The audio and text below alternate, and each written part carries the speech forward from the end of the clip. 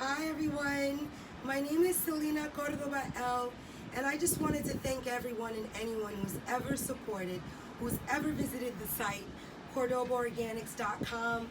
It means so much to me, especially seeing as how the last year of my life was really, I'm sure everybody went through tests, but when I say that I was so psychologically kind of just tested, you never know how moving or being in a new space is going to switch energy up around you. But last year, when I just moved into a little apartment, it was, a nice view, a great view. I didn't know the other energy that it might ensue. And the reason why I'm sharing this with you today is because sometimes we have to wait to talk about shit. Sometimes we have to be patient to share certain moments, because honestly, as much as I was going through last year, I wanted to talk about it and I wanted to share what I was going through, but at the same token, I knew that it would distract from me creating. I knew that it would distract from me being in my home. And again, if you talk about anything before you actually have an exit strategy, sometimes it can create more drama. So the reason why I'm sharing this is to say, I had an idea of what I thought I'd be doing last year. And not only just, making products and yoga and doing so much in hopes to connect with people, last year was a test for me to teach me that, look, whatever you have in mind, this is not what's going on in real time. And what I mean by that is I'm going to walk inside in a second and actually show you guys what I woke up to every day for about 9 months and what I experienced. Because sometimes people think you're exaggerating. Oh, noise, oh, noise canceling headphones. Like where I was living at last year was so bad that not only could I not hear myself talk, but we all had to have noise canceling headphones on from about 9 in the morning every day till 5:30 p.m. until the workers stopped working.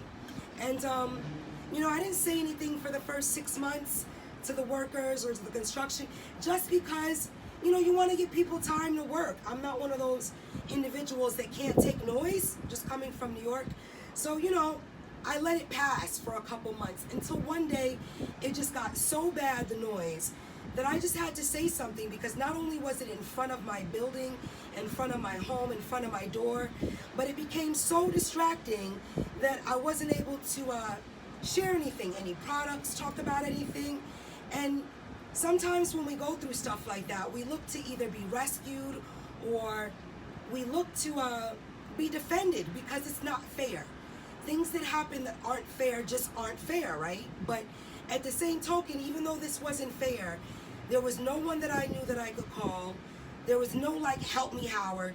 For those that grew up in the early 90s, there was this show called Help Me Howard and in New York. And it basically, Howard was this guy that went around and helped tenants with slumlord situations or just situations that were really out of line. And with this situation, what I would say is I was so happy to attract a apartment like this, not like this, but the apartment that I was living in then. And I was just so grateful to be in a space where I could see the sun and my plants would do well. And the reason why I'm talking about this right now and not products right away is because before I can even get my mind to talk about something of product like positivity and products, I really had to get out of the living situation I was in, because it was so draining and testing. And it wasn't anything that I could share with people in that space, because not only could I not hear myself, but it became such a space of, if I pass this, then I don't know what's on the other side, because all I do know is in staying quiet for about 7 months.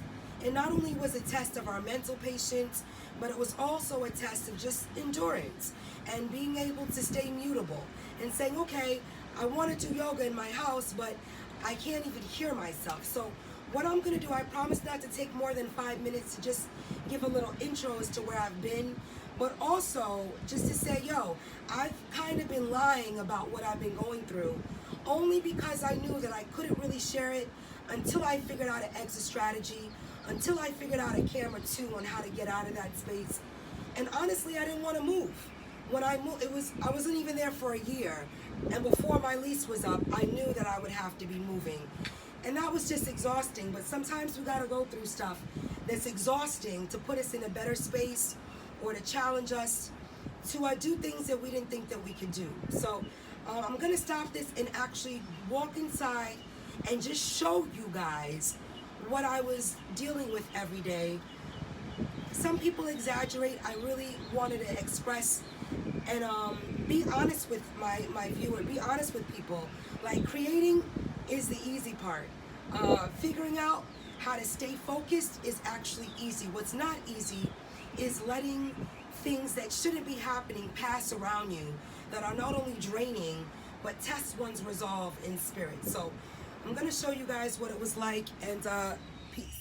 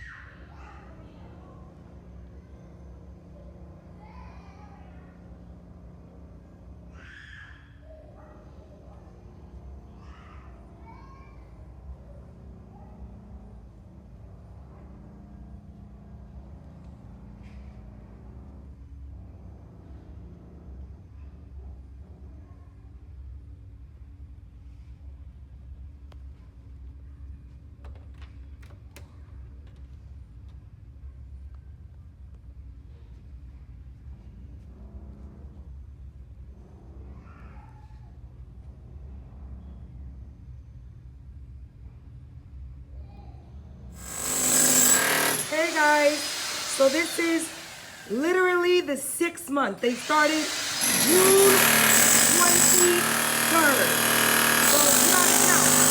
June, July, August, September, October, November. And no matter where I live, no matter how much I love my space, there's always some fuckboy shit. I always laugh because I said to myself, how is it that these people are taking 6 months and I can't do anything? There's no help me hours. My building manager won't help.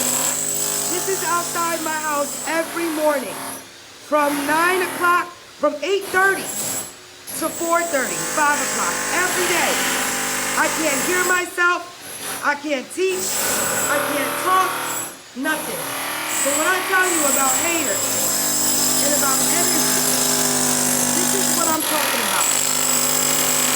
Try to figure out how to not let it cause confusion and disruptions in your marriage and in your family. But they don't give a fuck. People don't care. There's no help me Howard. There's no city council. No one will just say, hey guys, this is outside of somebody's living space. And they haven't made anything nicer. The pool don't work. Shit is always broken. And every fucking day. 6 months now. And you would think, wow, you would hope that they would want to at least give some people some peace. And I think because it's us, they just doing this to drive us crazy. It's a psychological, definitely a psychological experiment. So, you know, I don't know who would want to see me every fucking day, but these guys definitely do. All right, you all, because if it wasn't for you, I don't know what we would do. I really don't. There's no help me Howard. There is nobody you could report this to other than a cop or a city council, and I hate calling the police. These people need to make their money, but I didn't think making money would mean I'd have to cancel every yoga class, not be able to talk, not be able to record music. This has changed my life. And did they say, hey, upon moving here for the next 6 to 7 months, you won't be able to hear yourself in your house? No. So this is what I mean by literal warfare, psychological and emotional warfare. Constant energy that I've had to balance. And I'm just so grateful for you guys because, you know, having taught yoga and having to teach and cancel so much and not be able to teach, not be able to record, not be able to make music. If it wasn't for the products, if it wasn't for Cordoba Organics, I literally don't know what I would do. So I'm going to shut my door because I think it's inviting energy to think they could talk in my home, and I can still do this with my door closed. So let this nigga act like he could talk and it's a bipartisan thing, but this is also what happens when people think that they have the right to communicate with you. I didn't ask to communicate. I didn't ask for these people to be here, but every day since June 22nd, they've been here. So since I want to open my door, these niggas want to have problems and smoke in front. So I don't know, and this is what it is to be bullied. But when you're bullied by people that have no other options, I totally love this, the workers, but the management and how people are, it's like, you see how I open my door and niggas think they can talk? This is what is called harassment. But I'm in my living space. So I'm just so grateful to be able to share how much I literally am harassed every day. I don't want to talk.